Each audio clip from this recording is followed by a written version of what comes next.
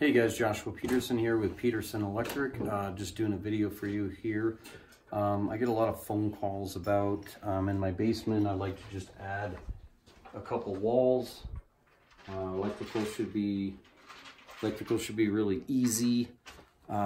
Here's a couple things to keep in mind. For one, there was only a square glass fixture here and then one over there, and we ended up drilling through and patching it the best we could to get to these two can lights, which was additive.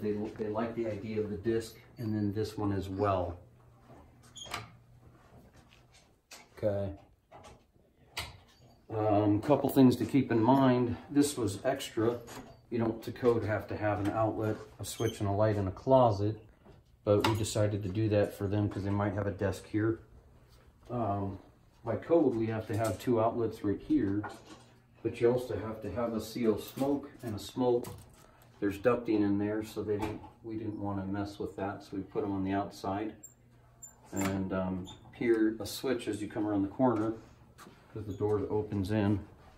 And then here, just a hall switch. And they said that was fine with the disc. We energized it all to test it to make sure it was running. Had to take power out of there and take power out of that outlet for over here. So if you count the number of openings, is how we estimate those. You're looking at 1, 2, 3, 4, 5, 6, 7, 8 come off of that one, 9, 10. Over here, 11, 12, 13, 14, 15, 16. 17, and then 18, 19, 20. And then 21, we wanted to change our smoke and then also put in the dimmer with two switches. So there's 22 total openings. Took 3 of us all day to do this.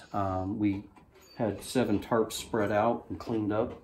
And then, so yeah, that's kind of how that works. But keep in mind that, yeah, when you're looking at it thinking it's just a couple outlets and a switch and a light, it's never that. It's a lot more than that at times. A couple means 2 or 3, not 22. Thanks for joining us, guys. Hopefully that might help you out if you're thinking of dividing a room in the basement. Also keep in mind that you have to have an egress window, which, by the way, let me mention this. This probably wouldn't even pass because it's not 3 foot deep, it's only 2.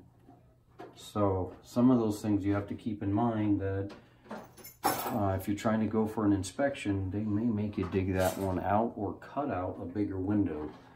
These were big enough, but definitely not deep enough is what it sounds like. All right, thanks guys, bye.